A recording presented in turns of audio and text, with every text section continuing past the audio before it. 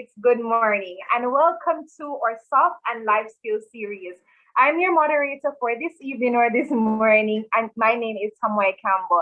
I really hope everyone is ready because this session promises to be insightful, scintillating, and just awesome in every sense. Of course, if you're having any problems hearing me, any technical difficulties, just indicate in the chat, and we'll sort that out as soon as possible. So, ladies and gentlemen, you're here for a session that promises to be riveting. Tonight's session is all about networking for women, secrets to seeing the glass door and shattering the glass ceiling. And this presentation will be done by none other than Jewel Daniels Radford. She's a corporate trainer, speaker, entrepreneur, and author, and the list could go on and on. However, just before we invite our speaker to the stage, let's set a few ground rules. So one, this is a Zoom meeting or a Zoom webinar, so that means it's voice activated. We'll ask you to just simply mute your microphones until we're at the Q&A session. And of course, you feel free to come onto the chat, come onto the mic rather, and share your questions, and we'll definitely be able to answer them. Secondly, we'll ask kindly for everyone to just rename yourselves. It's a lot better with identifying you. So just rename yourselves. So when you have a question or we need to identify you, it becomes a lot easier. And last but not least, enjoy the webinar. So now we go into the introduction of the speaker, and I'll invite to the virtual stage none other than Sandra Griffith Carrington. And she is from the UE Open Campus. So Mrs. Griffith Carrington, the virtual stage is now yours to introduce our speaker for this evening. Thank you so very much. Thank you so very much. Jewel Daniels Radford is a passionate and engaging corporate trainer, speaker, and author who has built Daniels Communications Global with a client list that includes the U.S. Army, CPJ, Couples Resorts, Vista Print, Mega Mart, Total Jamaica, and the city of Savannah, among others.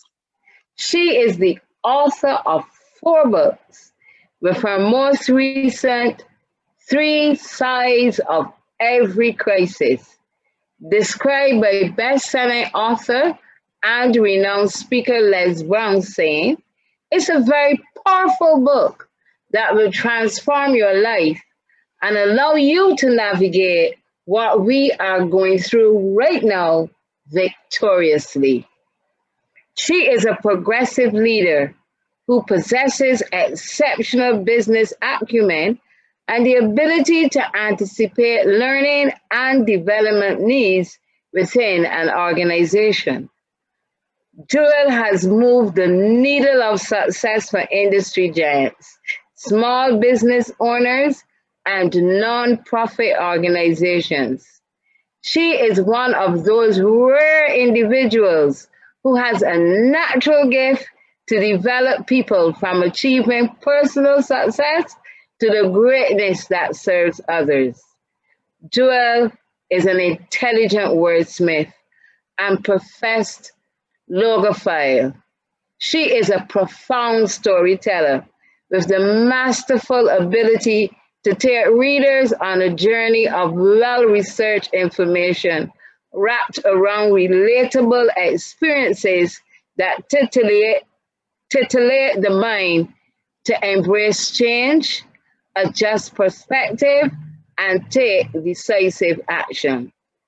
She holds a master's degree in organizational leadership and studied international relations and political science as one of the first African American at South Korea's Yonsei University, a proud Hampton University alumna with a BA in communications and a graduate of New York University Public Relations Institute.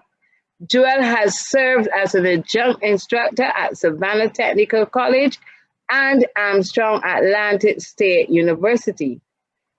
Jewel has been featured in various publications like Skirt Magazine, Onyx Woman, Georgia Trend Magazine, and the Savannah Morning News, and has received recognition from former Georgia Governor Roy Barnes and Congressman Jack Kingston.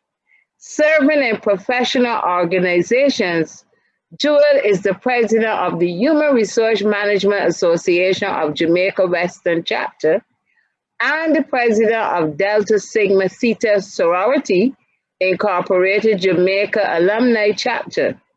She has also served as the past president of Association for Training and Development Savannah GIG and member of the Montego Bay Chamber of Commerce.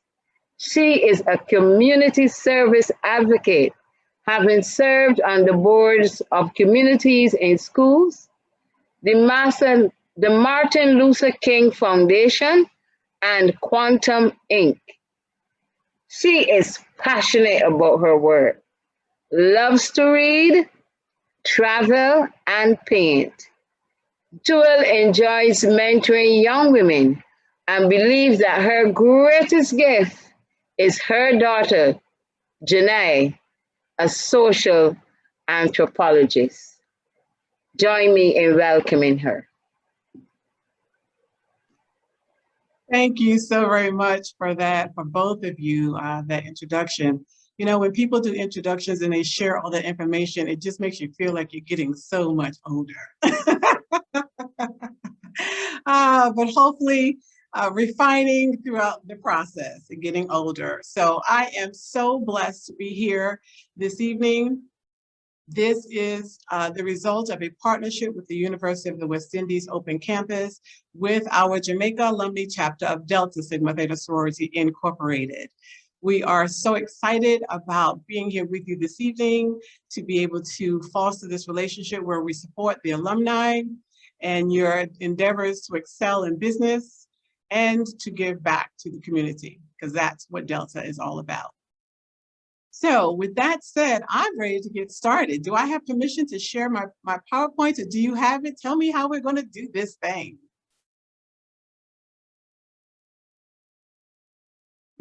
You have permission, Joe, but I can share if you'd like. Okay.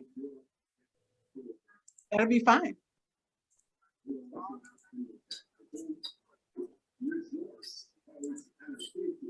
I see we have a good number of people here, 142 participants here tonight. So that says good things. You all must be doing something right if you have that many people in the house. So kudos to you for all the work that you have been and continue to do. So ladies and the men who are in the house that support the ladies, tonight we're going to talk about networking for women. Secrets to seeing the glass door and shattering the glass ceiling.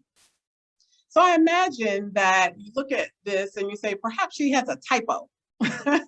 Maybe there's a typo on her screen because the words net and ET are capitalized. That is no mistake. You will see in time my reason for doing that, because networking is a term that we use so casually. Just in passing, people talk about networking, but it's really an acquired skill that takes some muscle memory and some real hard work and some resources behind it for it to be effective. And I felt like, since we're talking about women, and our organization is a global organization of college-educated women, I wanted to address some of the challenges that we face when it comes to being able to be success in networking. So why is this important to you? One of the most important things for us to talk about is the fact that women are vastly underrepresented in top-paying jobs. I know that's no secret to many of you, right? If that's true, let me see you raise your hand. Many of us know that women very often are underrepresented in jobs where we want to, assail to these high-performing positions and we get less pay.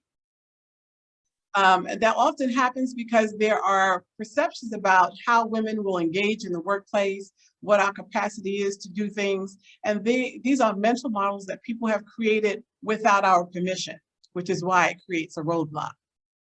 The second reason why it's important for us to talk about networking and how to do it to master it, should I say, is that women are perceived as being more risk adverse than men. Yeah.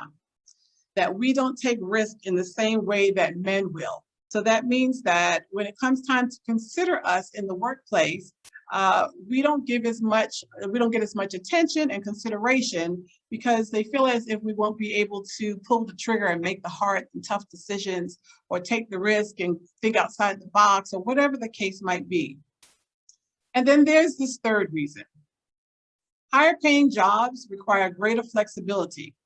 And in this particular case, for women, it sometimes is difficult if the woman is primarily responsible for caring for her home, the primary breadwinner for the children and whoever else, the grandparents, the parents, whatever the case might be.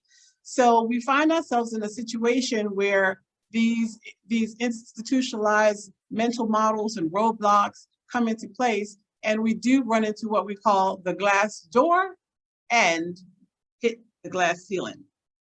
Next slide, please.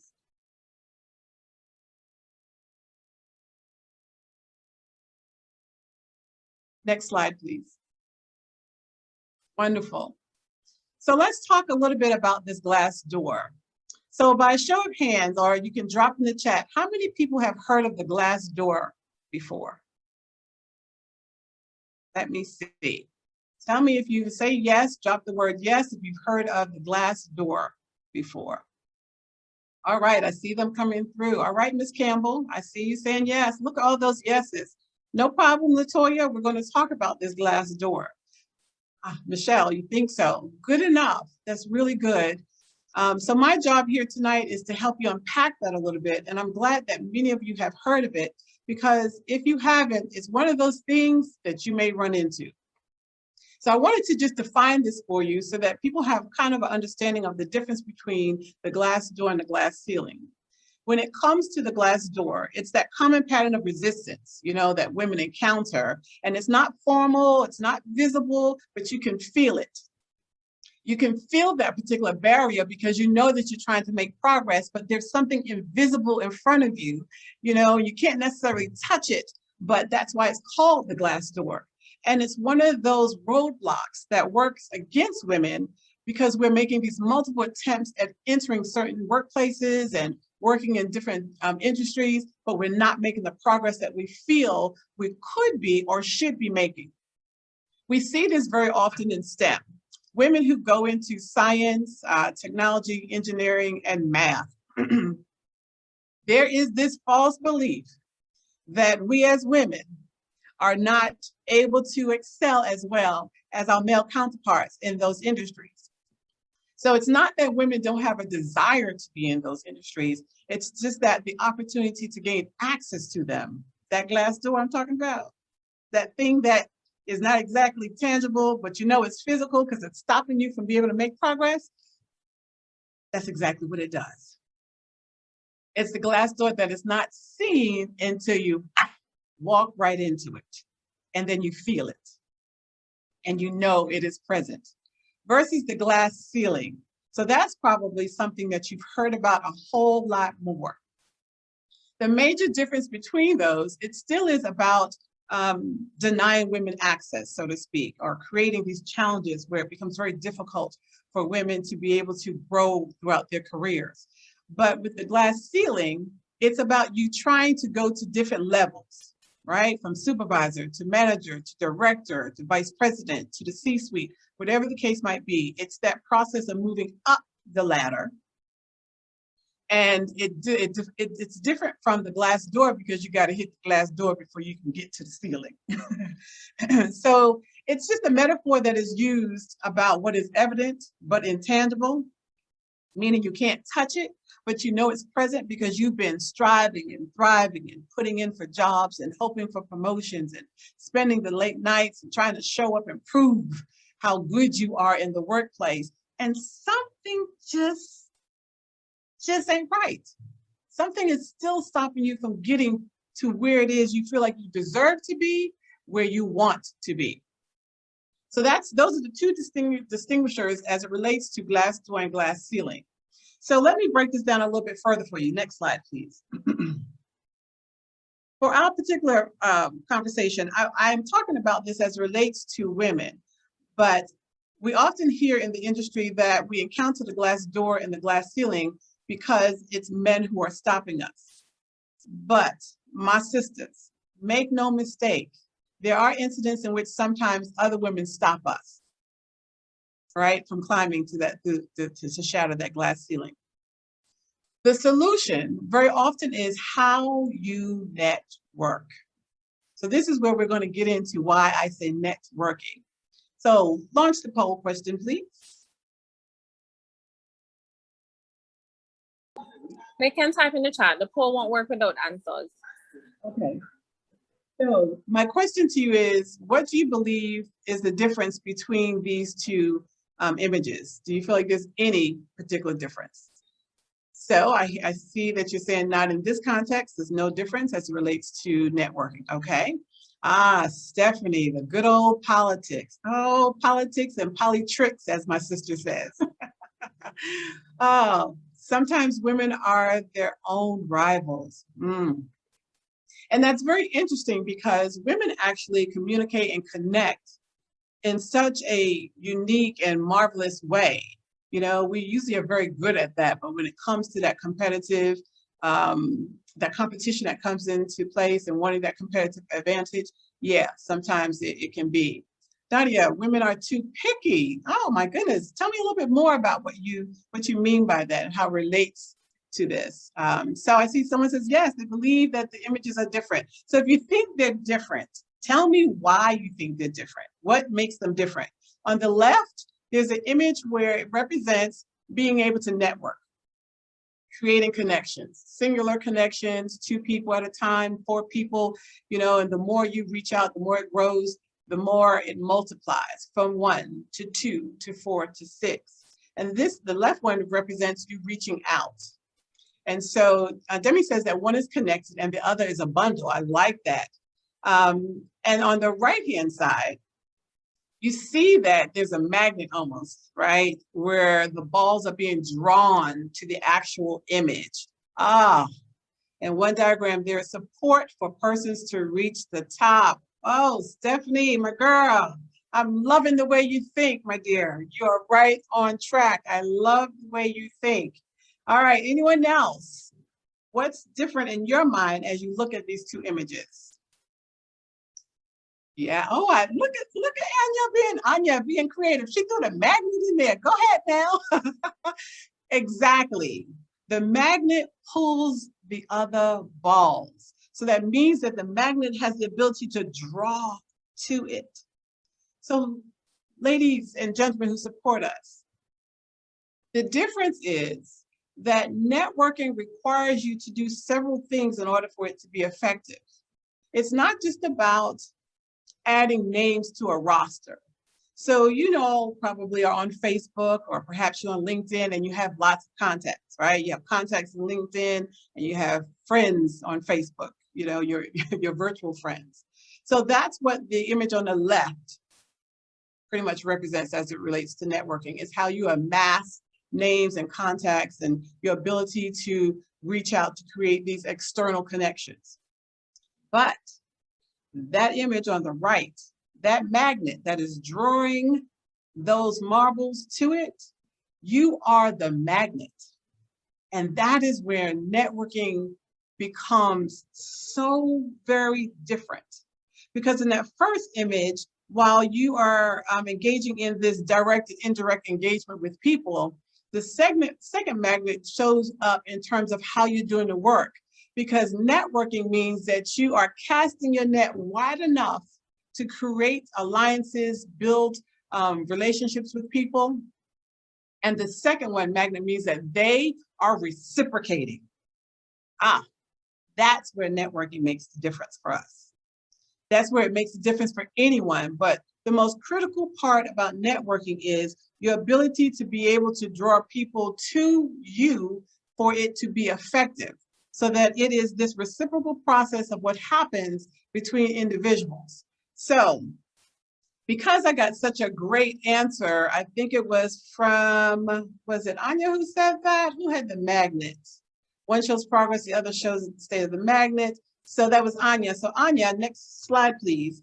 Because you answered that question in terms of being so creative and using that image of the magnet, You are my winner of a copy of my book, Three Sides of Every Crisis. So thank you very much for sharing that answer, because I want to make sure that we're on the same page in how we understand the power of networking.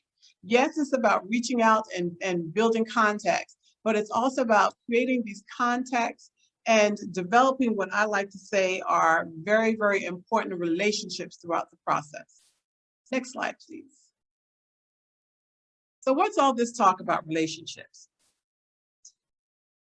Click again, please. When it comes to networking, relationships are the new currency of business. It is the difference in how we will win in business. And when I talk about relationships, click again, please. It's about building relationships that are diverse. So you see the images that I have on the screen. The images are there, you can click back. The images are there because they represent the diversity of people. There are people from all walks of life.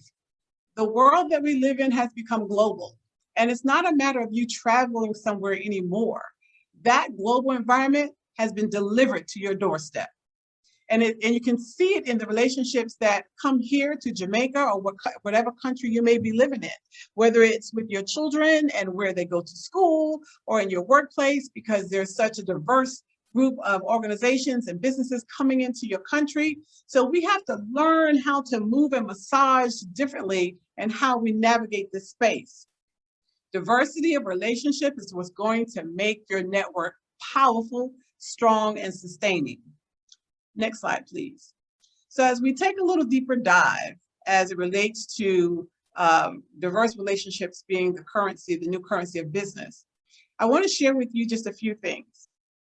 The first one is you must be willing to learn and listen. Learn and listen, right? The second, be ready to give before you receive. And the third, be open to feedback. So let me unpack that a little bit. Learning has to be a lifelong skill for you. When I encounter people who tell me that they're through, there's nothing else that they want to know, no more people, they don't need any more people in their life, they've gotten all that they need, I run. Those people scare me, because the minute that you stop learning, you pretty much die, because the world is constantly changing. So in order to be effective at networking, you have to learn and listen. And my grandma used to say, listening means that you use you use your ears, you have 2 ears and 1 mouth, so you can listen twice as much as you do it and then talk, which for me was challenging as a child because I did a lot of talking.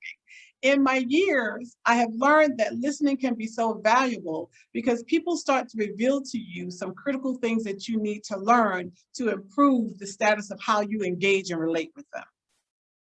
Be ready to give before you receive. Now, this might be tough for some people. And the reason why this might be tough is because the giving part. Why do I have to give something before I receive? I don't know these people. Well, those people don't know you either. So I often share, as a corporate leadership development expert, I often share with my clients, when you are the person that needs something, then you have to do the giving first, because you are the one who's making the ask. And giving is a natural extension of showing your authenticity. Networking works when authenticity shows up. And when you give, people are more apt to receive, not just receive, but to give back to you. So they see that you're making an investment and that you are committed to the relationship and that you see the value in what you're doing and who they are. And the last comment I have here, you see it says be open to feedback. When I first came to Jamaica, I came and I was working with Vistaprint, and I was their learning and development manager. Before long, I was heading global teams in 5 different countries. And it was there that I learned this slogan. It says, feedback is a gift, because at least someone cared enough to tell you. Woo. Did y'all hear me when I said that? Let me say that one more time. Feedback is a gift, because at least someone cared enough to tell you. So this is where you have to kind of put on your grown woman attire and realize that it's not about someone trying to break you down. No one breaks you unless you allow them to break you. So you take that feedback and you toss it around and you decide which pieces of it you need. And you hold on to the pieces that's going to add value to you and who you are so that you can use it to elevate you and your platform, and that which you feel doesn't serve you, then sit it on the side. Because perhaps you don't need it or you're just not ready to receive it. Life will reveal that in time. So my grandma said, keep on living, you'll learn some lessons, right? So there's one point I want you to really take away with you. Clip, please. There's one key takeaway. You know, in networking, you often hear people say it's all about who you know. Well, let me flip that on its head, because I say it's not about who you know. It's who knows you. Why does Jules say that? Let me give you an example. Any of you heard of Oprah Winfrey? Yep, heard of Oprah Winfrey. Very famous woman, has done very well in the media industry, media mogul, billionaire, done very well for herself. My next question is, do any of you know Oprah?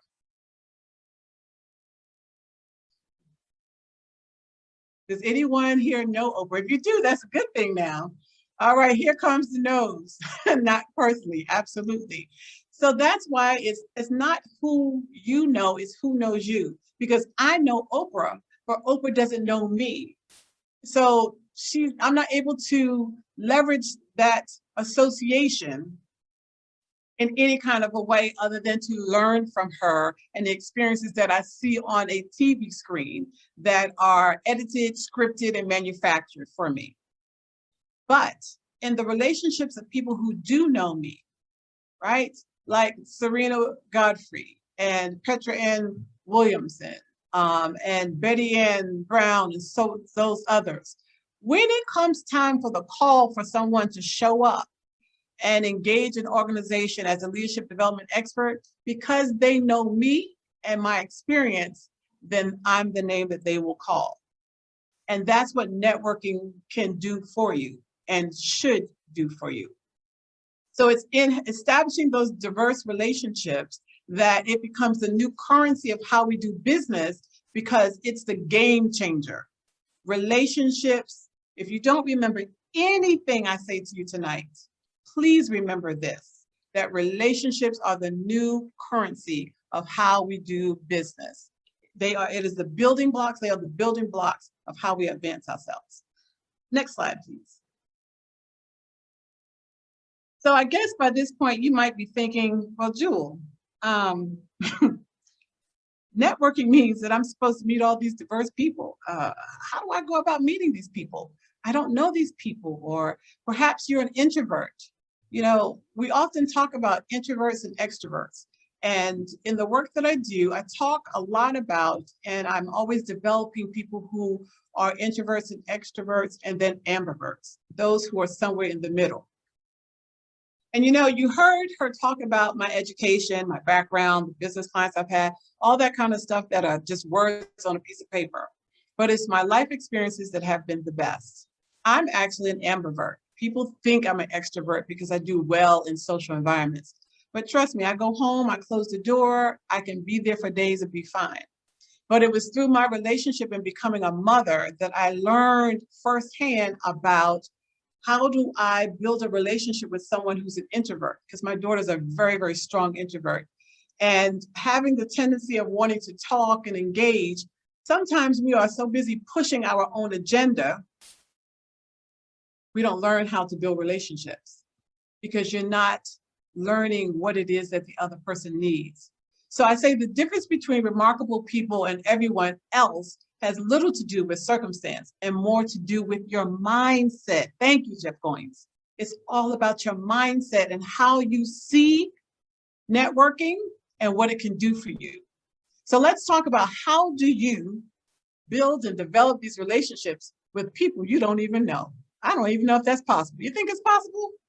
All right, come on, let's take the ride. Next slide, please. Let's see what we're gonna do about this thing. You know, I love my statistics, my charts. I love this kind of stuff. It just makes me excited.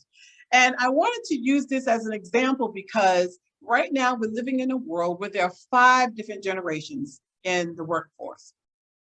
And those who are the greatest generation, those who are kind of 70 plus, to those who are the iGens, 0 to 14, who will soon be coming into the workplace, and those of us in the middle, right? So we are really, really challenged with understanding the differences in the relationships that we're supposed to create with people from different generations. And each generation, as we grow, I remember hearing the things that my parents said. I remember the things that my grandmother said about my mother's generation, and now what my friends, my colleagues are saying about the next generation. And sometimes they're not always positive. So the way you begin building these relationships really is seated in knowing the people with whom you're going to engage, which means that you got to do some pre-work. So let me ask you to think about this like dating. How about dating? When you date, you do all this research, don't you? You do all this background, you ask questions, you want to know who the person is associated is, who is their family, what parish they come from. You get all those types of details. But then when you do a job hunt or you go for a position, how often do you do research on the organization?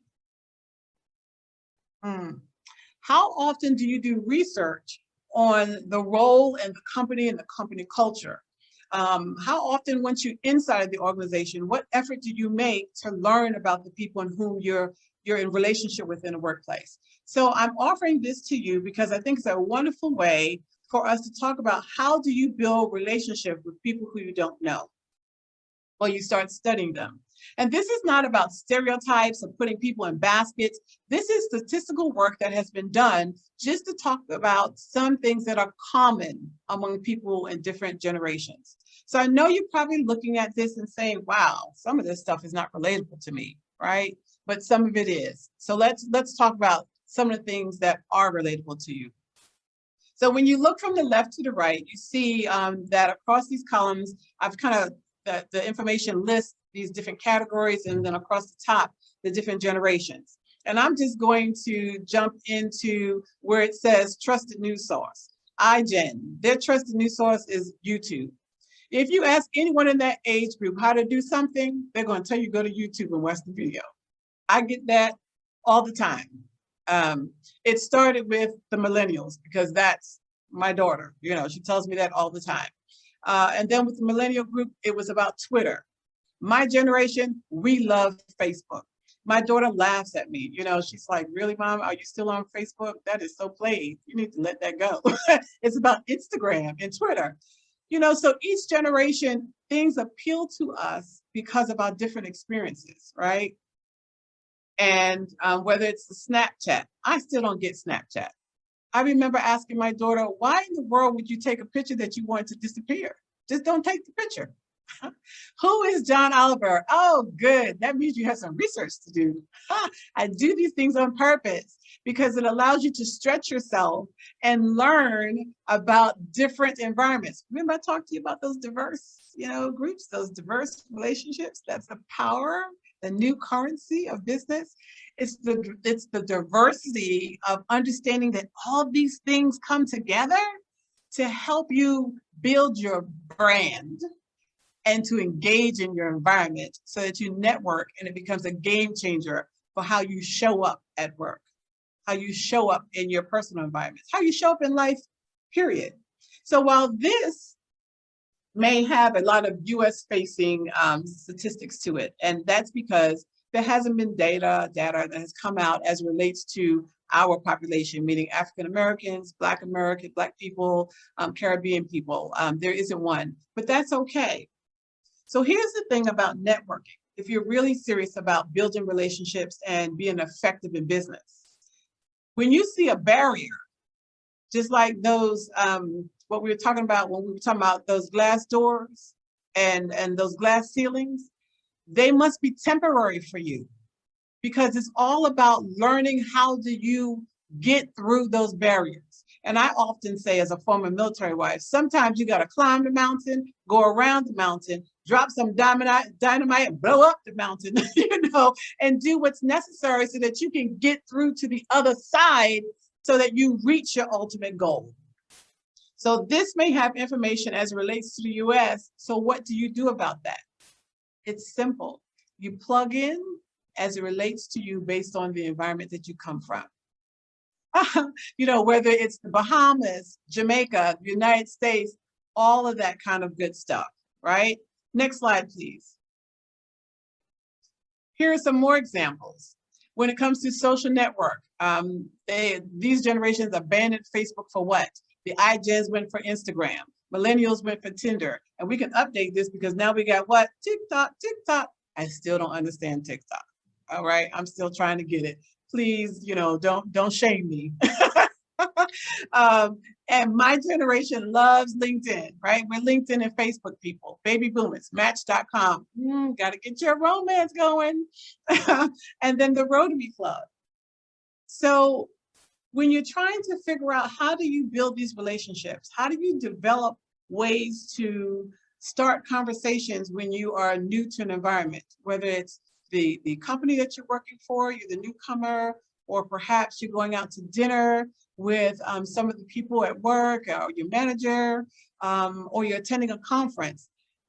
Very often, especially if you're an introvert, this sense of nervousness comes in and trying to identify, what do I say? Like, what do I do? How do I approach somebody? Here's your answer. This is where you do the pre-work. Remember, you're dating. You're dating the process to understand what things can you find that might be common denominators to strike up a conversation. So you don't even have to know the person at all, you know, potentially. You don't have to know all the details about them, but it allows you to have some room and a platform from which to work. So you have these conversation starters so that you're no longer uncomfortable of not knowing. When you do know individuals, then that's when you do the heavy lifting and you do the real work of doing the research on them. And I'll tell you why that's important. Next slide, please. There's a gentleman by the name of George Fraser. Does anyone know George or ever heard of George Fraser? If you have, drop in the chat, please. His name is George Fraser. Oh, baby boomer, but dabble in the younger categories. Absolutely. That's why there are no hard and fast rules to this, right? There are going to be some things that you know you don't know. This gentleman was the start of my game-changing experiences in business.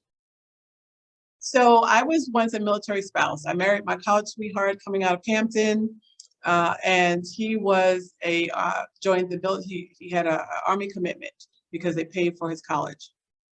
So he was airborne, air assault ranger, I mean, he loved all that adrenaline junkie stuff.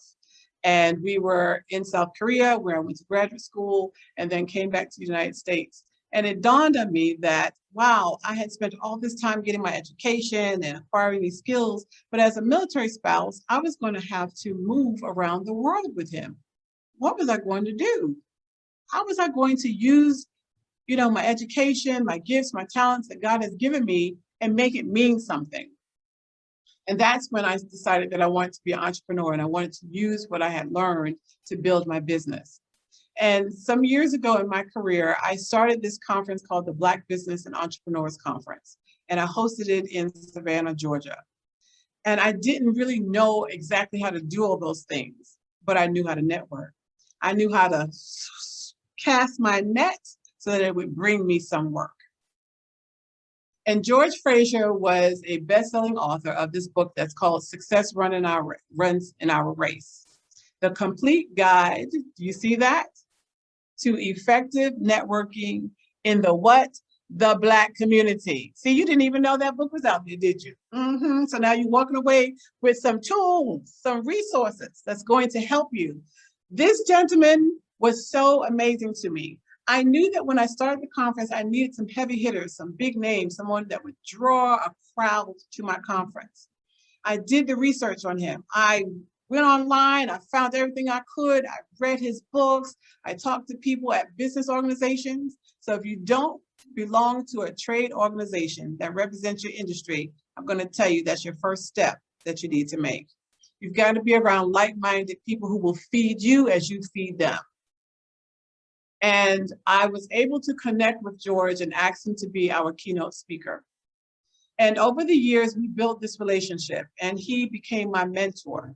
That's the other thing that I'm going to mention later, but I'll tell you now, you have to have a mentor, right? And in doing that and building this relationship, George learned my story and said, you know, you should really write a book. I said, me write a book? My first gift is writing, right? God gives us all gifts. I am a really good writer. If you ask me to do your taxes, you're going to jail.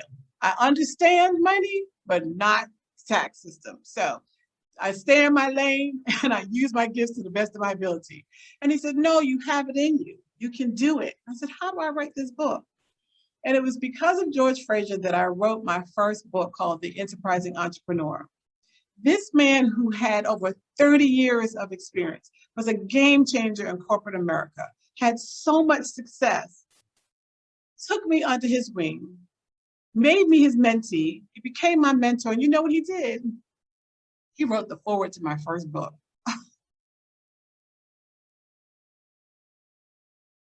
That I had never even been in the presence of this man for more than 2-3 days. And over the phone and talking, we built this relationship where I was willing to learn and listen. I was willing to take his feedback on the things that I needed to do to build me up to be better and course correct as necessary. So I wanted to share that story with you and also share with you these 2 books that I think will be really good for you. The other is 10 Secrets for Building Extraordinary Relationships, and it's called Click. So 2 resources that you get to walk away with. Next slide, please. So in doing this and learning to network, there's something else you have to be mindful of, and that is your culture showing. No matter where you come from around the world, and I'm talking about Jamaica in this particular case because that's my experience, my heritage between being, I say West Indian because my family's from more than one island, and then my mother's family's from the States, America. You have to understand what your culture says about you and what happens when you show up in the room. Because the minute you walk into the room, it speaks to everyone. How you show up sends a message. So in our culture, you know that we're very vibesy, we love fun, we're very engaging. We can be harsh sometimes, but we also can be very physical. Imagine my surprise where here I am at a particular company, I'm doing leadership development training, and on the break, I see this young lady who's a manager laughing with her manager, and she sits in his lap. She sits in his lap. For me, in the business environment, that was very surprising. So while culture may allow that, ladies, let me say this to you. The way you show up represents your brand. And it speaks profoundly about your ability to be able to shatter that glass ceiling. So there's some things that we have to be careful not to do. So you have to be mindful of the things that are a part of your culture that may be okay at home, but don't bring it into the workplace because it can be misinterpreted and cause people to put labels on you, assumptions about you. If you're always showing up late, that says something about you. And then be sensitive to the cultural differences that happen. So here I am living between 2 worlds in America and now living in Jamaica, and I'm I am facilitating a course. And as you know, let me ask you this question. If you walk into the room, we're here in Jamaica, this is for the Jamaican folks, please, if you don't mind. If you walk into a room and the workshop has already started, what's the first thing you say when you enter the room? Drop it in the chat for me. And it's daytime, it's the top of the day. What do you say when you enter a room? When you first see someone, when you first greet someone? What do you say? Exactly. Good morning, good day. Because it's bad manners if you don't greet someone by saying good morning or good day in Jamaican culture. But here's the thing that happened to me. Being in the United States, when you walk into a room, and particularly if you are late, you don't speak. Because it's seen as being disruptive, because while the session is taking place, you have now shifted the attention from what's happening in the room to you, who is late. And those are not the things that you want to do in business because it draws the wrong attention for you. So culture becomes king, or in this case for us, queen, in how we learn to navigate this space to develop and strengthen our diverse relationships. Next slide, please. Ah, she said you're in Canada. You must be silent. Absolutely. Because it's disruptive. And I understand that, you know, it's something that may be particular to your culture, but that's why I said you got to do the homework. So I'm saying don't read based on the environment that you're in. Remember I said we're going to be dating? You have to date and learn your environment so that you know what are the right things to do based on where you are. So when people come to Jamaica, they have to understand how to play and dance to the rhythm of the Jamaican beats. But when you go abroad somewhere, in Japan, oh, love it, in South Korea, wherever it is, then you have to be silent and show respect to those who are of hierarchy than you and know when you can speak, right? Next slide, please. So I'm hoping that this is helpful for you thus far. How do you like it? How are you feeling so far? Culture is so important. Yes, absolutely. Good. Thank you, Simone. So I wanted to, as I'm winding down and talking about these things as it relates to networking and how you go about networking and how you develop these relationships and know how to approach people who you don't know, I wanted to introduce something to you that I want you to be aware of. So you see, I say a Gen Xer might say be aware, but a millennial says stay woke. So again, it's about knowing how to appeal to different generations. So I will tell you that my daughter tells me, "Mommy, don't say stay woke because it's not, I'm out of my lane." But there are two other terms that I want you to be mindful of. One is called the glass escalator and the glass cliff. Ladies, listen, we've got some challenges. We've got some barriers. But when you learn the tools to work around them, you're going to be all right because we have wonderful representation of that. So the glass escalator was coined in 1992 by Christine Williams. And it refers to when men tap into what is deemed female-dominated fields, such as human resources. And they are able to accelerate to higher positions than perhaps women are. And that becomes a challenge for us again while we're fighting in these shark-infested waters, right? And then, of course, the glass cliff. So this refers to this phenomenon as it relates to women in leadership roles, such as those who are executives, you know, in the corporate world, and women who are running for office and political office, and being more likely than men to be promoted to a leadership role during periods of a crisis. You know why? Sometimes people try to set you up for failure. So you have to know these terms and see where the signals are so that you can make the best judgments and decisions for yourself. Nothing happens to you unless you allow it to. No one makes you do anything. It's decisions that you make on your own. So whatever position you are in right now in your life, it's because of every choice that you have made that has delivered you to this particular podium. So as we're mindful of the glass door, the glass ceiling, the glass escalator, the glass cliff, ladies, and the men who support us, we have some work to do. So I have another poll question to you that I'd like to propose to you. And my question is, do you have a mentor or mentors? So the poll has been launched. I'm going to give you a couple of minutes to answer the poll. Do you have a mentor? Please answer yes or no. And is your mentor a man, a woman, or both?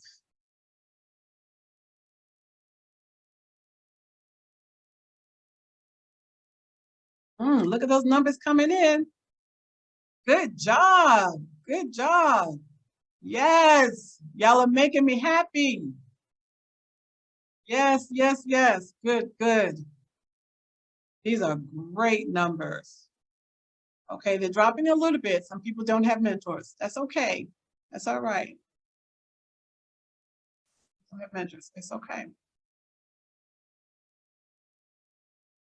So out of 190 people that we have with us this evening, it looks like about 3/4 of us have mentors, right? I'm just going to hold at about 3/4. About 70–75% have mentors. And then it breaks out to most of you seem to have women mentors, and then 38% have both. Well, my goodness, I am absolutely impressed. Yes. Okay, I'll give you 30 more seconds to try to complete the poll.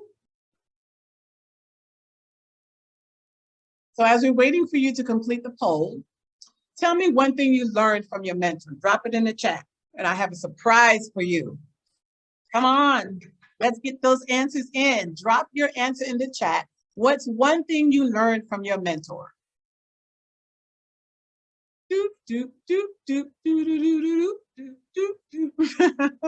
So I might be dating myself. Oh, mentor taught me to always be brave. Nice. Oh, genuine, to be authentic. Ooh, there we go. Nadia, don't give up. That's right. My mother used to tell me nothing beats a failure, but no try at all. So keep pushing, keep it happening. Be confident, how to be persistent. Ooh, wonderful. Well, I just taught you to date. I love it. Look at these. Oh, Sherlyn, you just wrote that life is a learning experience. So next slide, please. That's one of the things that I was looking to hear as we close the poll at 72% having mentors, and most 38% have both, followed by women and then men. Please close the poll. Next slide. So Sherlyn said that life is a learning experience. And because she shared that with us, one thing that I'm going to do is I also am giving away a coaching, a one hour of coaching with me. So Sherlyn, if you are interested, I will spend an hour with you talking about your professional goals, whether it's to build a business or to grow your career, anything that I can do to support you on that journey. Let's spend some time together. So thank you so much for answering that question. And the reason why that was important to me is because this is where I ask you the question, if you are ready to shatter the glass ceiling and open the glass door. Are you ready? All right, let's go to the next slide. You're welcome, Miss Simon, you're welcome. So here are my 10 takeaways, the secrets to seeing the glass door and shattering the glass ceiling. 10 steps to networking mastery. My first comment says, assess your networking strengths and weaknesses. You can't get anywhere or build anything unless you understand what's in your foundation. So we have work to do. We are not perfect beings. None of us are perfect beings. Life is about walking this journey so that we get better at what we do and how we do it. Second, determine what you would like to achieve. So if you're going to be serious about networking, you got to have a goal. Is it that you want to just improve yourself professionally, personally? Is it that you want to create relationships so that you have more of a support system within your business environment? Whatever it might be, decide and determine what you'd like to achieve. Third, decide your level of commitment to building your network. Why do I say that? This takes work. It takes work to do this. It's about a time commitment, it's about resources, and it's about being serious and intentional about what you do and showing up on purpose. Learn, study, and know your audience. We just spent some time doing that. So now you have some tools on how to go about learning, studying your audience so that you know how to engage them differently. Leverage your EQ to strengthen your CQ. EQ is your emotional quotient, your emotional intelligence. And that's where we were talking about learning about others. Emotional intelligence means that you're aware of who you are and how you show up. And then you learn about others and you use that information to build relationships and understand the environment that you're dealing in. And CQ, your cultural intelligence, right? Your cultural quotient. And we talked about understanding about your environment, right? How culture plays a role in how you see things, perceive things, and how that impacts the way you engage your business environment and go throughout your personal life. My mother taught me this. She said, you attract what you emit. So if you show up a certain kind of a way and you're getting repetitious feedback, responses that are not what you're looking for, find the common denominator, the lowest denominator, the most common denominator, because that's normally us. And that means that we just have to take some time and look at what we're doing and how we're doing it. And that's why your mentors are important, because they will teach you how to understand what you're doing really, really well. Go back, please. And what you can do differently. Number 7, model what you admire, and please, my goodness, dismiss what you despise. So there's a lady by the name of Tabitha Brown who is all about natural eating, healthy eating, right? And she always says that she always wishes people a good day. And she said, if you're having a bad day, just don't go and mess up somebody else's. This is the same thought process. If you see things in the workplace, especially those of us who had a bad manager, don't model the bad manager's behavior. So model what you admire and dismiss what you despise.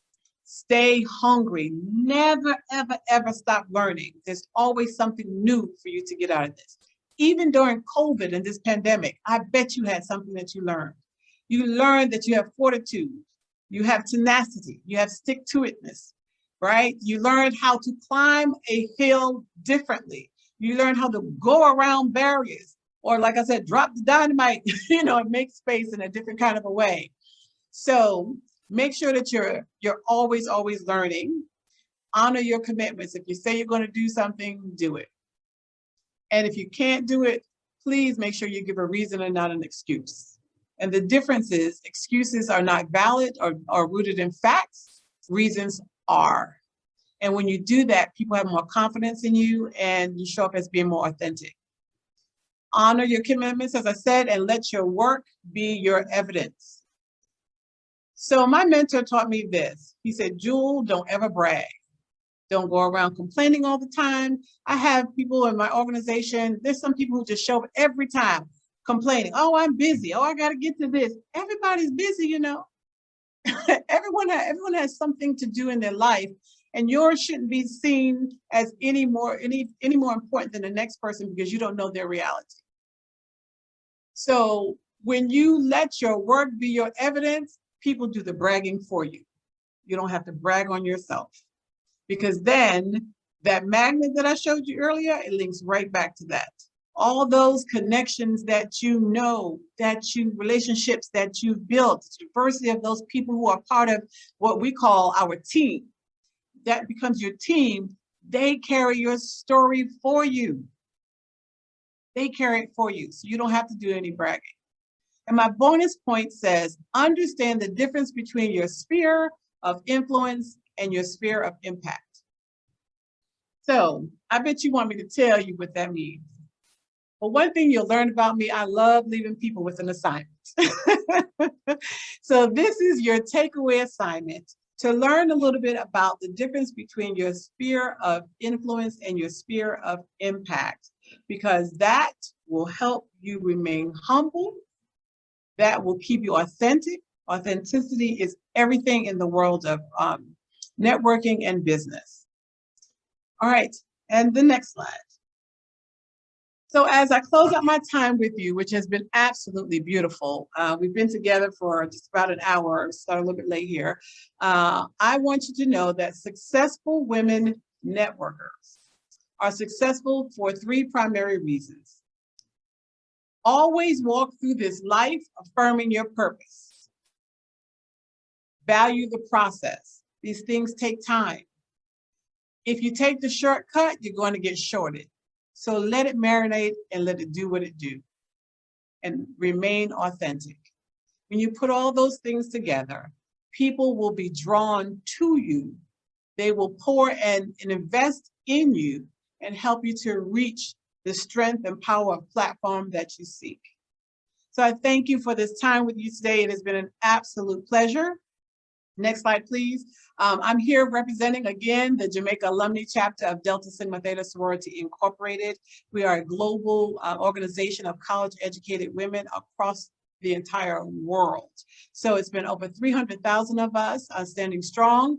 We this organization was founded 17 years ago for community service. And if I can be of service to you, I would love to. Next slide. If you'd like to pose any questions or ask any, reach out to me. Here is my contact information so that you must be aware that I'm here to help you, because that's the gift that God gave me, and I walk in my purpose every single day. It has been a pleasure, ladies and the gentlemen who support us. Thank you to the University of the West Indies Open Campus for allowing me to be part of their program. And to all of you, my co-host of the evening, it has been wonderful.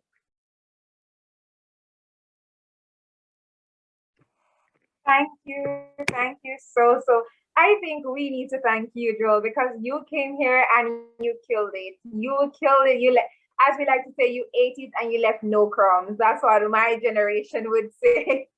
And I think we need to teach you a little bit about TikTok, but that's all right. Probably another time. Ladies, ladies and gentlemen, let us just put some emojis in the chat to show our appreciation for Jo, because she definitely did an amazing job. Thank you. Thank you.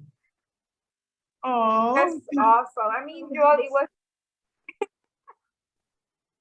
you were just really refreshing, I must say. As a younger individual hearing everything that you're saying, it was really apt, because I'm going into the professional world. We have persons here who are already in the professional world, and everything that you said, we can take it to be a part of our lives. So I just love how it's applicable, it's relevant. And at the same time, I learned so much. I did not know the glass cliff or the glass escalator. And I love how I've left this session refreshed, and I think everybody else has left refreshed. But just before we run off, I want to take the opportunity to ask our awesome audience who's been riveting up in the chat. If you have any questions, please, the floor is yours. You can post them in the chat. Raise hand features there, of course. Identify yourself and come on and talk to Jewel. I have a few questions myself, but I'll allow our audience to go first. If there are any questions, please let us know. Now is your time to shine. Okay, I see you, Kelia rather. You may go ahead. If you can speak, you can unmute and go ahead. Hello, good night. I must thank the guest speaker for her presentation. And my it's not really a question. I unfortunately I was not able to see everything, and I saw only like about half of it. So I was just wondering if I could get the link or get the recording, because I know it's recorded, so that I could see the entire presentation. And that is one of the reasons, not an excuse, but one of the reasons why I did not fully participate, because I missed a whole half, the initial half. And so I was trying to catch up, and by the time I try catch up, it's done. So I'm sorry. Thank you for that. Listen, I know you're going to be a powerhouse, because I love the way you said that. It's not an excuse, it's a reason. You go, girl.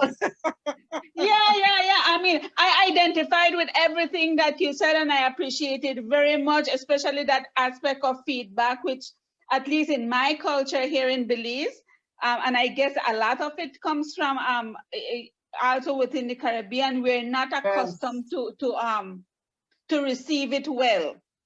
No, we don't. I often say that we are strong and wrong and strong.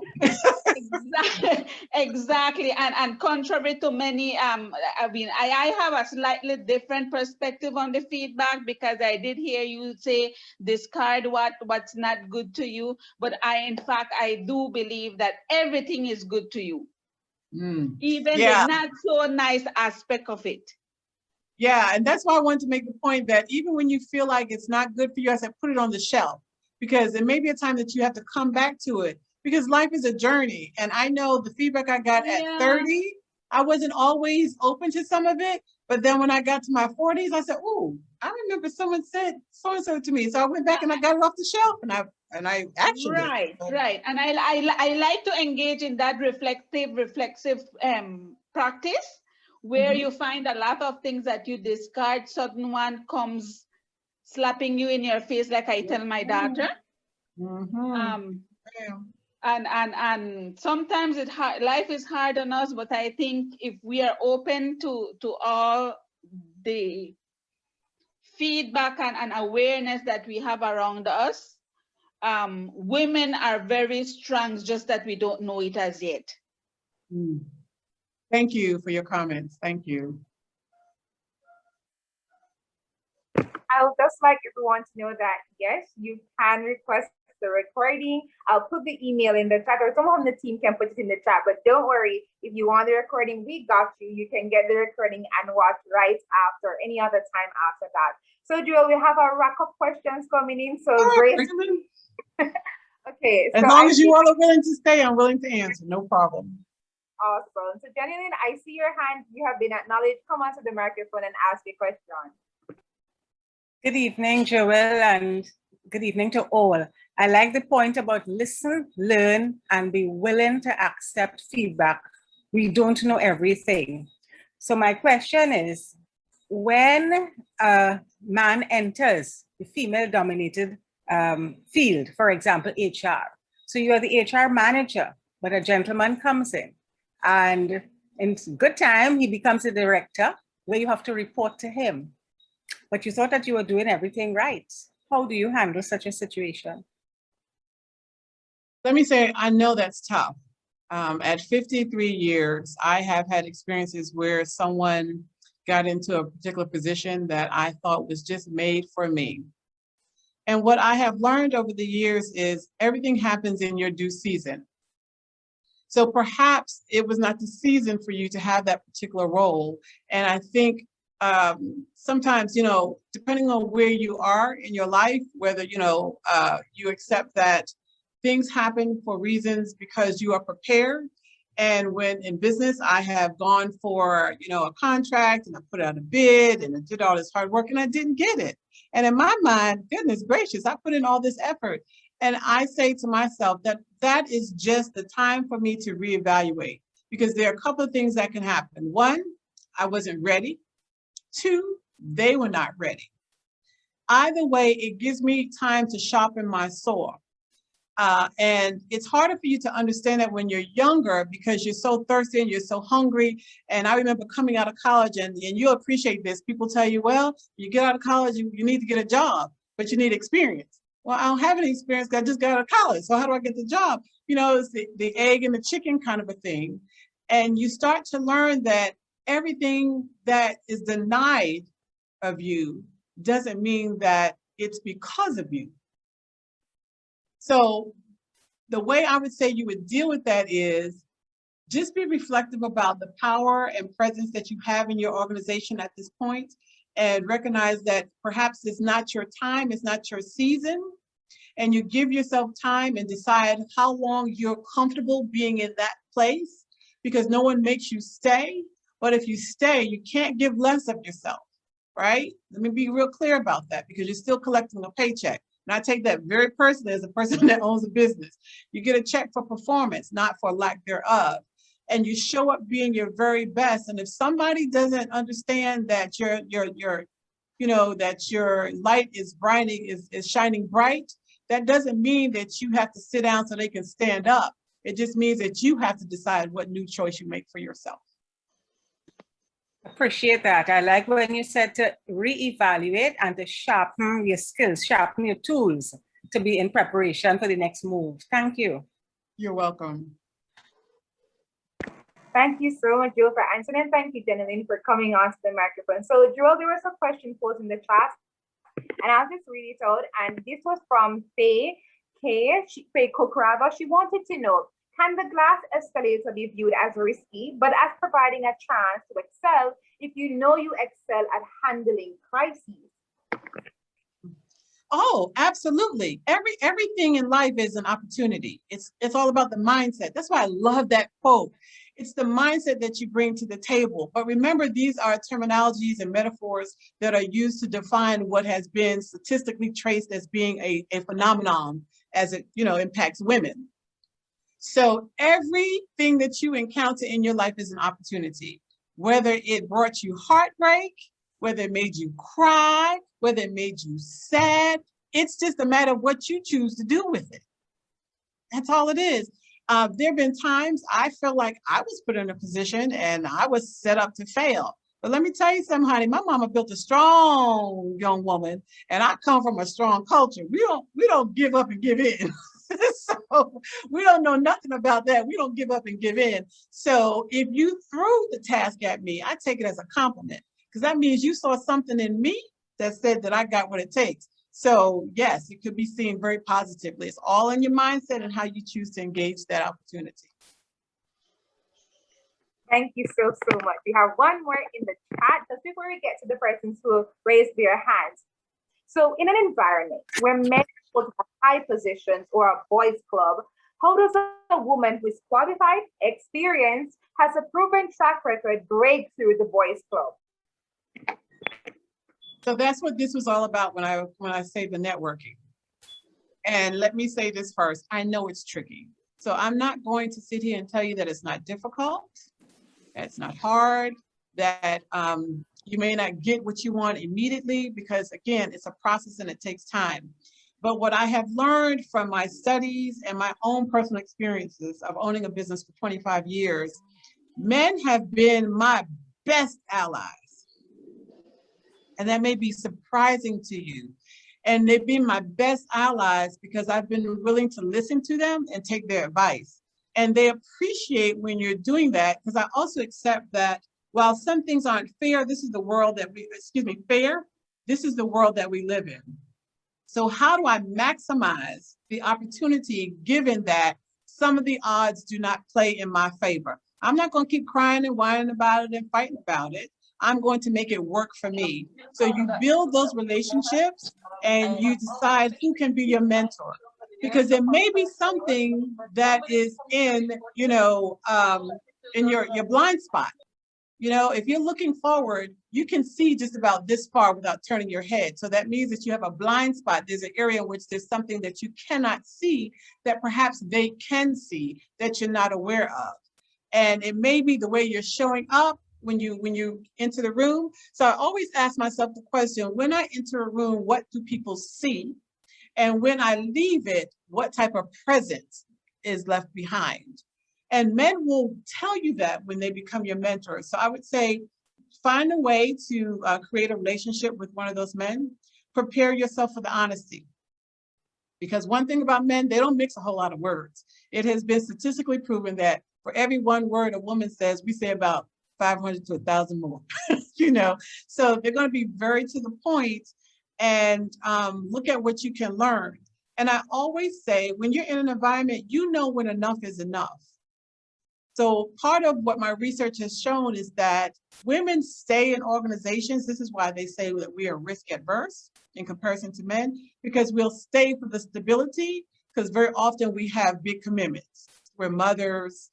We may be the oldest child taking care of, siblings. We may be taking care of parents, whatever the situation might be. And we're too afraid to leave because we feel like what we got is better than what we can get. And so I would cause you to challenge that notion, because you don't know what you can access until you take the opportunity to explore it. The one thing you know for sure, whatever skills and education you have acquired, they don't leave you.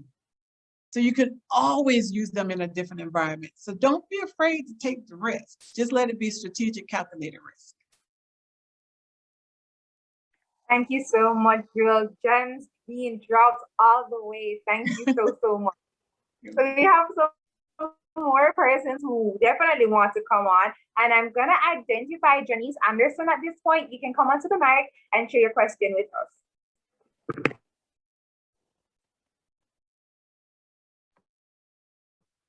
Is that Jody or Janice? I'm sorry. Oh, Janice Anderson. Is her audio on? I don't hear anything. Not sure if there's an issue, not hearing so clearly. Janice, you can go ahead, but if you're having a bit of a problem, I'm gonna ask Solomon to then go ahead. Yes, good night. Thank you for allowing me to ask a question. First, let me. Solomon, you're a little low on my end. Would you mind projecting a little next question. Yes, I'm saying thank you very much. Thank you very much for allowing me to answer my question. I really enjoyed the seminar. It was very educating. And however, I'm a bit challenged with the words glass. I like how they're being used: glass door, glass ceiling, glass. My question is this glass seems to be just a mirror image, and it's being used to show here that the women are making to believe that they are excelling, but at the end of the day, it's just a glass that they're walking into. And secondly, the next question is it really that they are not excelling faster than men, or they're afraid to take up the challenge, and so they're comfortable with whatever position they have? I just heard the lecture say that, so I'm wondering Oh, Solomon is if that coming is in. the answer, or is it that they're being outnumbered as this class escalator talks about? You understand what I'm saying, ma'am? Hello? Yes. So you're fading in and out a bit. Do you mind if can we tackle your first question and let's try to repeat that one so I can answer that one? I think let's work backwards. I'm saying the reason why, but I think you answered that question already. The reason why you say that the glass escalator is just making the women believe that they're excelling, but men are going above them. Is it that they're not taking up the challenge, or they're giving up, or is it really happening? The last question. So I think I understand your question to basically be if the information that I've shared, is it a reality, or is it just something that women are being fed to believe? Is that the crux of your question? Yes. Okay. Well, I would say this, from the statistics that have been gathered, and I will speak from my own experiences, I believe there's a lot of validity to that. If you look across the world and you look at how many women are in executive level positions, the percentages are very low. If you look statistically at what we face, while women, especially women of color, may have outpaced men by about 10 to 12% in terms of receiving their master's degrees and their advanced degrees, men are still outpacing us from anywhere from 10 to 15% financially in the workplace. Those numbers are absolute truths. And I appreciate your question. And I really even more appreciate that you are here during this session, because it's really important that as we tackle these subjects, that our male counterparts understand that if this is my reality, that means it's true for me. And while it may not be something that you hold as being true, because it's my truth, then we have to start there and collaborate together on how to build, a better way forward. So, these are statistics that I'm quoting. These are experiences that I've had myself. If you look at the top corporations across the world, not just women of color, women in general represent less than 15% of those positions. Now, Jamaica has been unique in that some years ago, it was cited, I think it was about 5 years ago, it was cited that Jamaica had the largest number of women in management positions, which was phenomenal. People were very, very surprised by that. That's beautiful, but are we getting paid the equivalent as our male counterparts? Very often we are not. So thank you for the question, Solomon. I appreciate you. Thank you. You're welcome. Thank you so much. Thank you so much, Solomon, for your question, and thank you so much, Joe, for answering. So I'm going to identify Trevor at this point. Come onto the microphone and pose your question. And asking those who asked questions previously to please lower your hand so it's a little easier to identify. Yes. Hey there, Trevor. Hello. Trevor, if you're still with us, you're being identified and you can ask your question. Yes. Can you hear me now? Can you hear me? I'm not getting an answer. I'm not hearing his audio. I don't know if you're hearing it. Oh. Yes, hearing you. Can you hear me? I think with my audio. If you hear him, do you mind repeating his question? Because I'm having a bit of trouble with his audio. Okay.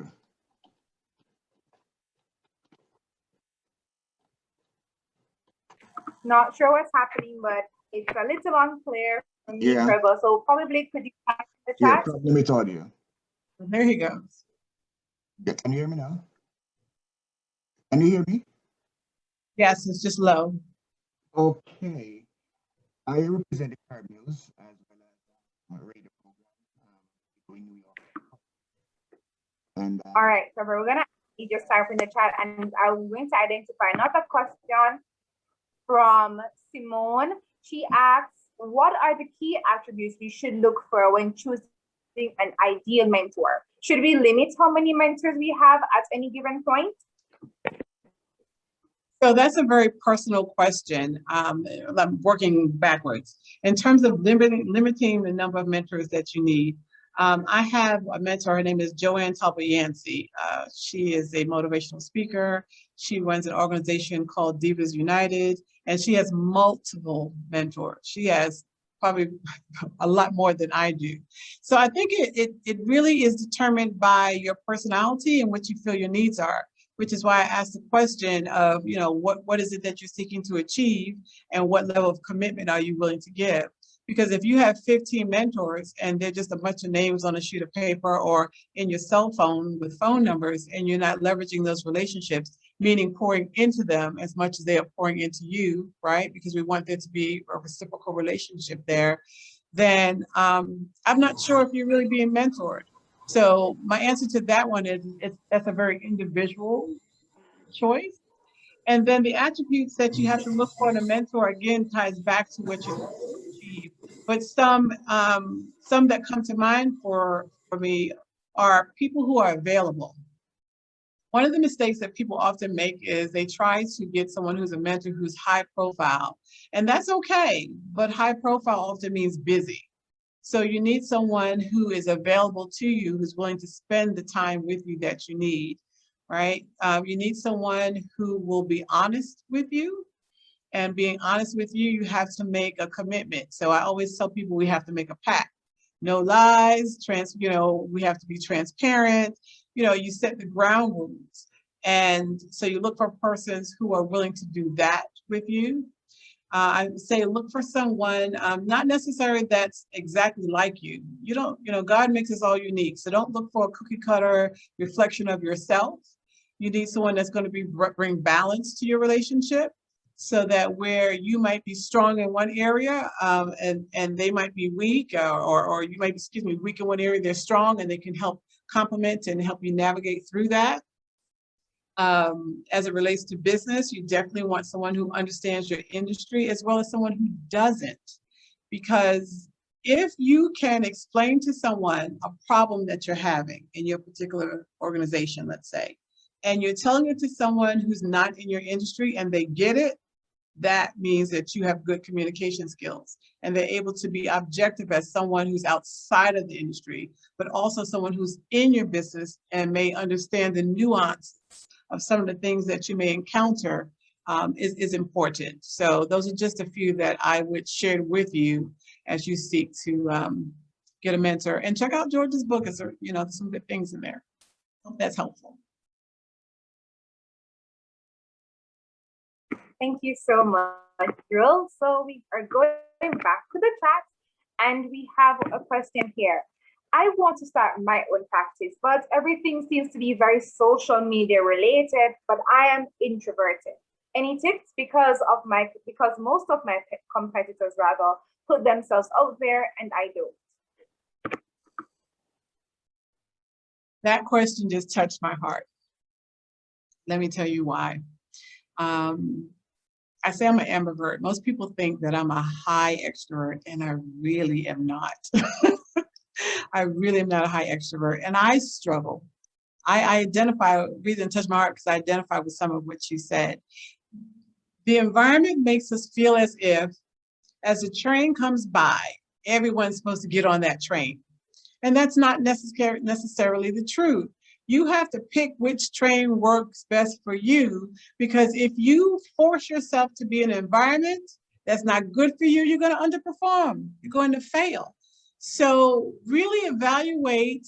That's why you need your mentors, your sphere of influence and impact. So you do your research on that, and that'll help you understand what works for you, right? So, you know, I said I want to learn about TikTok just because I'm just fascinated with, I'm like, aren't they just videos, little videos? Right? So I just want to learn. I just want to understand TikTok, but it doesn't mean that my business per se should be on TikTok. That may not be the good and best alignment for me. And the power of doing and mastering networking means that those things go away. They go away. And what I mean by that is, this is what happened to me this week. So COVID has been tough, right? A lot of businesses have closed, businesses have slowed down. I am no different. I have been impacted the same kind of way as the next organization. This week, I had a person call me from Digicel and said, you were referred by this person. It was a person who had been through one of my training classes when I was at Vistaprint. Great, wonderful. Another person called me from CareMed. Hey, can you come do this? Another person called me from another organization, asked me to put in a proposal. So I didn't go to social media. I didn't put out a bunch of banners, but what I have done is I've done my pre-work. I've done the hard work that allowed people to feel like my work represented who I am. So, you know, I let my work be my best evidence, and I let the people do the bragging for me, meaning carry my message. Hopefully it was authentic enough that they felt comfortable to recommend me. Now, let me say this. That's good, but when people recommend you, you have a responsibility, because that means you're carrying your reputation and theirs. So don't take that lightly. So it's a different level of networking and doing business, because you don't want someone to refer you and then you don't deliver. So make sure that you under promise and over deliver. So if you say it's going to be there on Tuesday, get it there by you know, a day or two before that, you know, by Monday or something like that. So just figure out what works best with you. Take the time to figure out what tools and resources you need to be your best self. Don't walk away from being authentic, because I'm telling you, it will hurt you. I promise you it will hurt you in the long run. So don't be fearful of that. Just figure out what works best for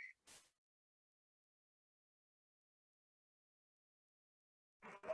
Thank you so much. Girl, I wanted to ask a question while you were on that point. So what happens, for example, if you say, I'm going to do a task by 2 p.m. and you want that person to expect it by 2, but something pops up or so many challenges end up happening and you're not able to do the task at 2 p.m.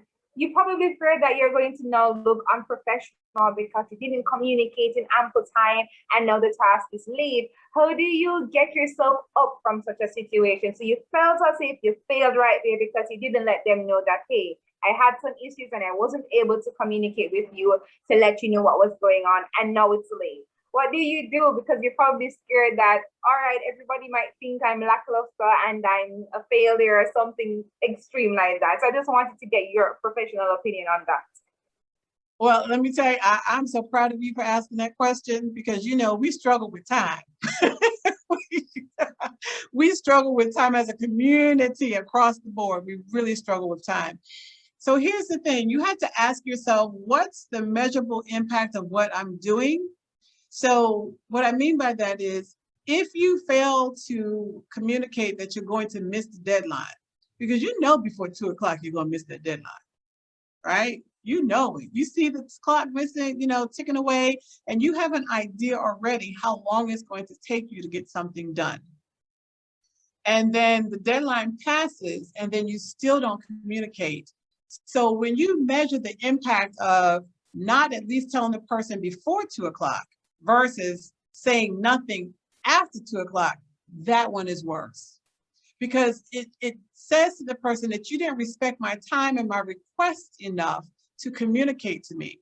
So I will tell you, as someone that runs a business, I am a big communicator, and it drives some people crazy because that really is my thing. Like, you need to communicate with me. And I always say I'm okay as long as I know what I'm dealing with.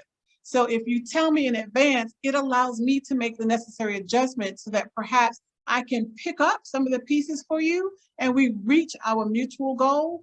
But when you stop or fail to communicate, then you have broken our pact, which is the business pact, right? You say that you're going to deliver on something. I'm expecting you to deliver on something. And remember, it's kind of like a train. A train has different, compartments, right?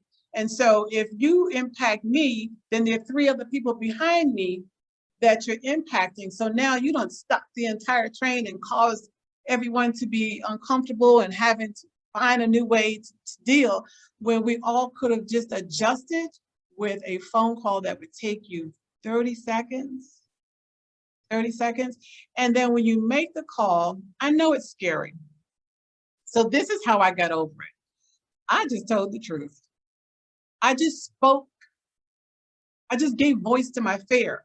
So when I deal with my team members, I will often tell them, okay, now I can ask a lot of you. So sometimes I don't even realize I'm asking a lot. So I give you permission to say, hey, Ms. Jewel, I can do all of that, but you need to give me some deadlines, because sometimes I'm not even conscious of the fact that I'm pushing. So tell people, hi, I know that I'm supposed to have this by 2 o'clock. I feel a little uncomfortable about having this conversation because I know you had this expectation of me, but let me tell you why I'm not going to make the deadline and what I'm going to do about it. So that's why I say excuses versus reasons. Excuses are, I'm not going to make the deadline. Okay, and reasons are, I'm not going to make the deadline because my direct report or someone else asked me to help them on a task, but I know that I can get it done by 3:30. Do you mind giving me another hour and a half? People can work with that. You see the difference? Yeah, okay. And it's okay to be afraid, but don't let your fear cause you to make a bigger mistake.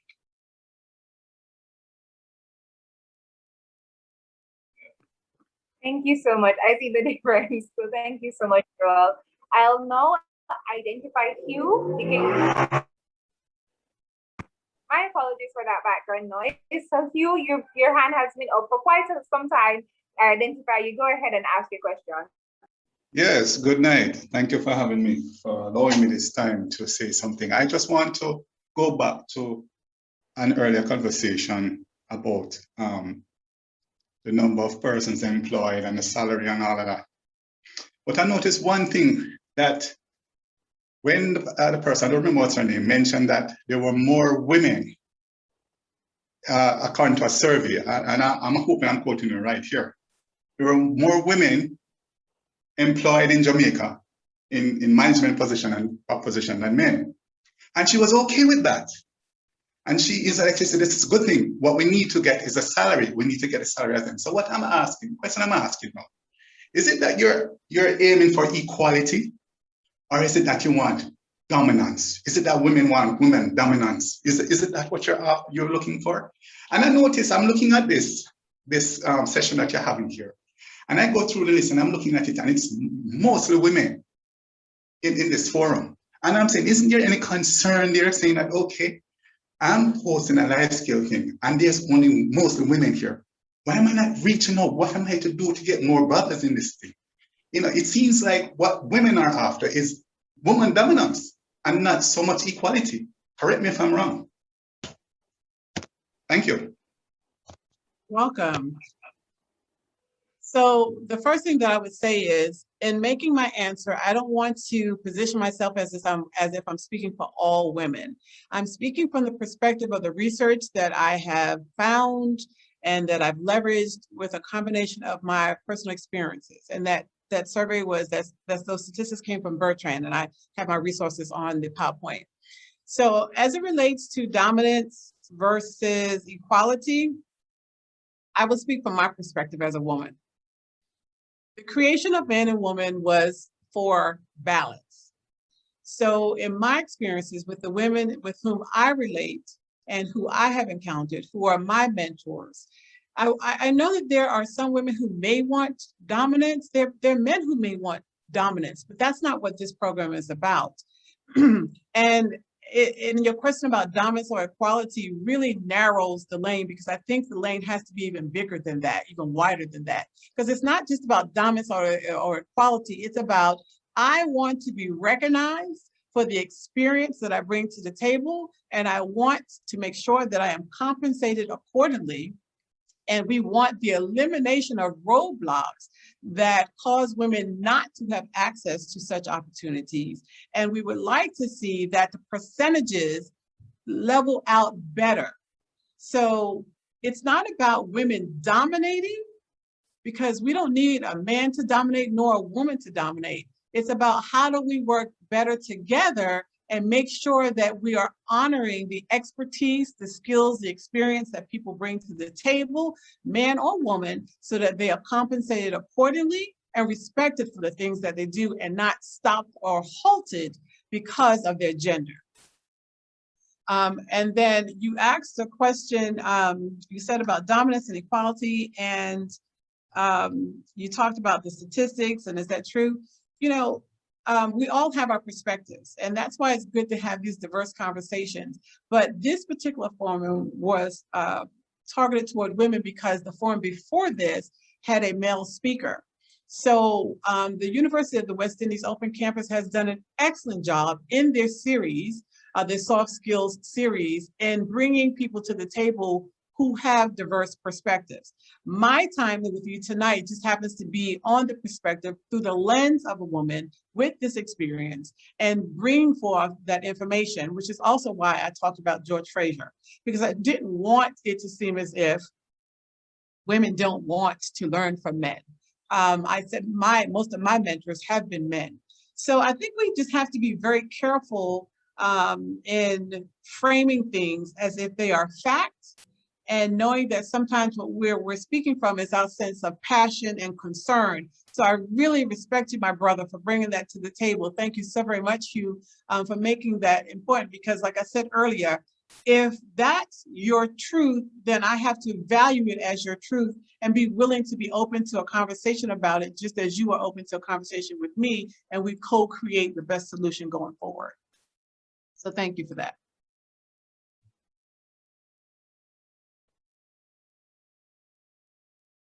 Thank you so much. Thank you. I'm going to kindly ask, my apologies. Kelia, I see your hand is up. You may go ahead and ask your question.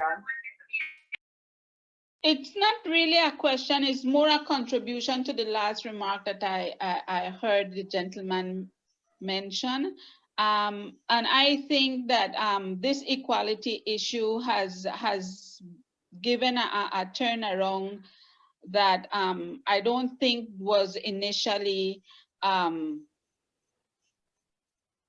intended, in the sense that based on his perspective, but I would want to more think of females wanting equity,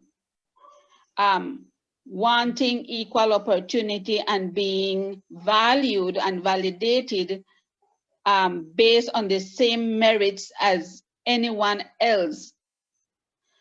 And so I think that maybe equity should be looked at as well, rather than just looking at a power struggle between male, female as a gender issue, more valuing coming from a humanistic point of view, where you are valuing the person and the person's qualities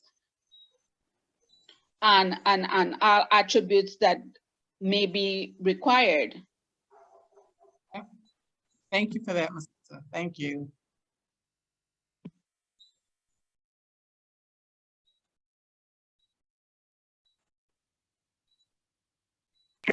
Thank you so much, Jewel. And thank you everyone for participating. Now it's kind of getting a bit late. And Jewel, I'm going to ask, if you're not averse to just putting your email back into the chat for us, just so that if persons have more questions, they could reach out to you, because we have our friends from the Eastern Caribbean.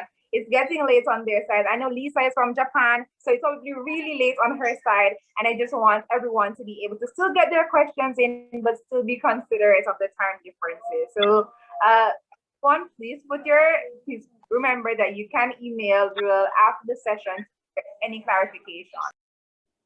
Well, let me say I am very impressed that there's 130 people that have stayed on with us. Thank you very much for staying. I said, as long as you're here, I'm here to answer the questions. I know it's late. So if I need to be here for a few more minutes, I'm more than happy to do that. If you want to close out, it's your pleasure. Okay, Drew, I think everyone would probably want to squeeze in just a few more questions. I see. So when I see your hand is up, no, you can go ahead and come onto the microphone. And I'm going to ask if anyone asked any questions earlier. I had bumped out a little bit and I'm back in, so I probably didn't see your question. Just repaste it in the chat so we can ask you real quickly. Thank you. Yes, can I speak now? Sorry. Am I allowed to speak now? Hello? Yes, I can hear you. All right. Just one short question again for you. Like I said, I'm part of the alumni chapter of Barbados, and I can speak on behalf of all women here in this country, and I can say affirmatively that all women here are in very high positions, hold very high positions. I'm sure you're aware of that. We have the Prime Minister, the Governor General, the Leader of Senate. We have a number of women that have very high positions here. So this adds to the question that I asked earlier. Is it that this glass escalator or glass cliff that you spoke of, or has been interpreted as just a mirror for women to believe that they're going places when in fact they're not, men are selling them? I'm asking again, is it, your research, was it done throughout the whole Caribbean or just part of the Eastern Caribbean? Well, am I understanding your question to be if the presentation of the information about, is it the glass escalator and the glass cliff? Is it something that's prevalent in the Caribbean or other places? Is that what your question is? Right, yes. If your research was done in a broad sector or just a part of it, because certainly I'm saying that if you had looked into the Barbadian sector, you will see that women do hold high positions and they're not being kept down or facing these glass escalators or glass cliff problems. That's what I'm saying. Okay, so let me address your question by saying this. We are not saying that women are not present. I think I was pretty clear in saying that women are present, but they're not present in high and strong percentages. We'd like to see those numbers change. And I did say that globally, when you look at where women are in organizations in executive leadership roles, those percentages are still the small percentages. So I don't have access to a Caribbean index that accounts for Bermuda and all of the islands. What I have access to was something that took a global look across the board. So I think it's a situation where it will differ according to, of course, where you are. You know, maybe you all have mastered it better in Bermuda, and I applaud you for that. Kudos, job well done. But in tackling this challenge, we want to celebrate what Bermuda, Bahamas, or other countries have been able to achieve. And we want to recognize that where others have not achieved that, we want to support them on that journey and see how perhaps that becomes the learning model for us. Maybe there's some things that we learned from what you all did that we can encapsulate and, you know, do well, and vice versa. The real issue is understanding that this is a challenge that women are encountering. It is real, it is their experience, and that you have to accept that when people say it's their experience, then what do we do about it? And let's work on what co-creating the solution. Thank you. Thank you so much, Joel. Again, I apologize. I had a little bit of a net issue, so I'm back in now. I also recall a lot of persons were asking if you offered coaching classes or private lessons. Joel, could you speak to that first, please? Sure. So I do. I love coaching. I love the ability to be able to connect with people, and when people invite me into their world, to be of support and assistance and walk alongside them. So yes, I do provide coaching services. So please feel welcome to reach out to me. My company is a global leadership development company. So we customize all of our leadership development programs. And when we do it for organizations, it includes coaching services. And here is why. When you're talking about leadership development, right? When you're talking about professional development with people, trying to move the needle on behaviors, it's very difficult. People want to poke holes at it because it's not a tangible product. It's not a Coca-Cola, Pepsi, you know, something that you can, a gazelle that you can go buy from the store. It's something that you have to see in terms of behavioral shift and how it shows up. So when you are giving people information, being there to support them along the journey through coaching adds value because you're able to intimately talk to them about what they are experiencing and helping them to utilize the information and lift them from where they are to where they want to be. So I would love to be of support if that's what someone needs. And the other thing is, when I talk about authenticity, my clients will tell you that during COVID, even when budgets were tight, I was still there for my clients. And this is why, and I didn't put this into my networking because I think it speaks more to business, but I'll share it with you since we're still on. If you really want to be a game changer and you want to create and leverage, build and leverage and sustain lasting relationships, you've got to be able to give to people when they're in need, whether sometimes they can pay or they can't. And that may sound strange to a lot of people, but hear me out for a minute. What I'm saying is, I tell my clients I'm partners with them. So even if they're in a tough spot and they can't and they need me, I'd rather have them need me and I can help them, because when they come out through the small end to the big end, the first person they call is me. And we're able to make that up. Sometimes also, my next book I say is going to be called Leave Nothing on the Table, because it's going to teach people how to negotiate in business and leave nothing on the table. Just because somebody can't afford your price doesn't mean you can't find another way to get what you want. So when you give, you get back so very much more. So I say that to say, if you have a question or you just need someone to talk to for a few minutes because you have an urgent matter, please feel comfortable to do that as well. Thank you so much. So we're going back to the chat and we have a question here from Latoya. She asks, how do you network authentically in a culture where people network based on what they can get from you or the perceived value you add? If you are too young to have established your network value compared to older and more seasoned persons. Oh, look at y'all trying to throw some hard questions at me. That's a great question. That's a really great question. So again, it goes back to culture and culture being king or queen, right? But you're not a prison to those circumstances. You have to do the work to break out of that. There's a lot about your environment that won't work for you. So sometimes that means that you have to make an adjustment and shift and change the environment in which you are dealing in.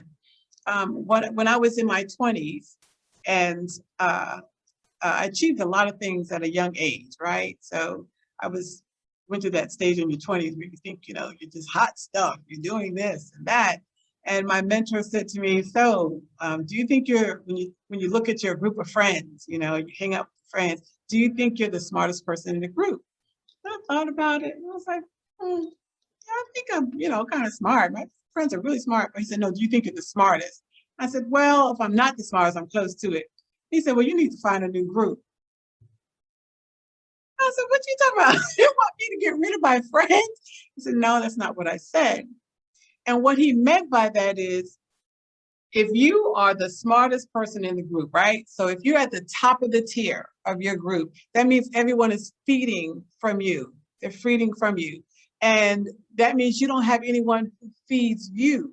So you have to change your environment so that you are able to get in an environment where, yes, you feed people, but that you're also being fed. So your circumstances say that, tells me that you just have to do some shifting and adjustment.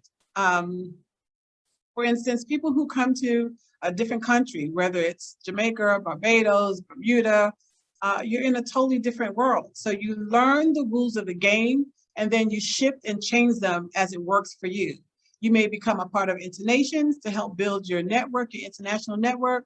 So you're dealing with like-minded people. You may become a part of industry organizations that represent your area of expertise and, help you to accelerate your technical skills. There are a lot of resources out there for us now, like never, ever before. Just don't become dependent on the group that's not feeding you in a way that's positive. That's my best answer for that. Thank you so much, Jill. So, ladies and gentlemen, we are coming to the close. Jill has been so gracious answering all our questions, and she's gone a step further, sharing her email. So if you have any other questions, any other thoughts rooming up in there, you can reach out to Joelle off air. I'm going to invite to our virtual stage Miss Carrie Ann Placid to do the vote of thanks, and then we can put a little nice bow on our awesome presentation. So Miss Placid, the virtual stage is yours. Thank you, Tamoy, Director of Alumni Relations, Ms. Celia Davison Francis, Open Campus Alumni Officer, Mrs. Sandra Griffith Carrington, Mona Campus Alumni Officer, Ms. Karina Dice, Alumni Presidents and Representatives, Corporate Trainer, Dynamic Speaker, Entrepreneur and Author, Ms. Jewel Daniels Radford, Moderator, UISTAT Ambassador, and Mona Law Society President, Timoy Campbell. All alumni from the region, ladies and gentlemen. It is my pleasure to deliver the vote of thanks.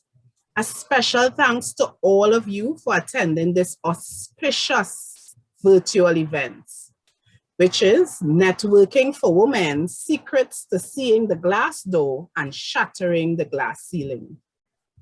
To Ms. Tamoy Campbell, thank you for guiding us through this program this evening and for managing the question and answer segment. Indeed, you were terrific. To Ms. Jewel Radford, we say thank you for sharing your passion and encouraging women to hone their skills and shatter their personal glass ceiling. By design, we are exceptional women, not to mention visionaries and change agents in many disciplines in today's world. We particularly want to thank you for reminding us that diverse relationships are the new currency of business. Thanks to Mrs. Sandra Griffith Carrington for so graciously reading the wealth of knowledge, experience, value, and service our speaker has bestowed to the people around her and the world by extension. To Ms. Karina Dice, thank you for managing the technical components to ensure that this event was a success. In closing, I leave you with a quote from Maya Angelou. Stepping onto a brand new path is difficult, but not more difficult than remaining in a situation which is not nurturing to the whole woman. Ladies, I encourage you to shatter the glass ceiling. I thank you.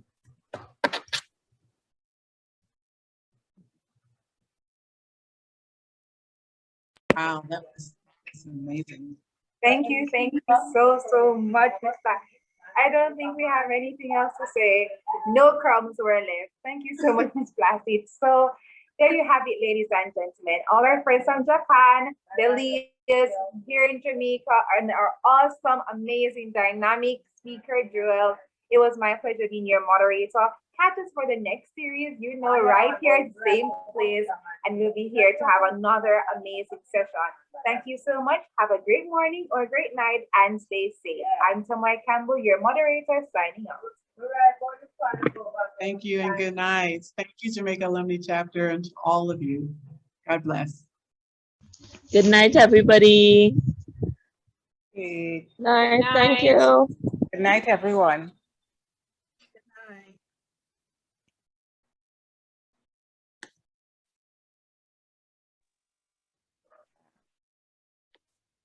Good night. Good night.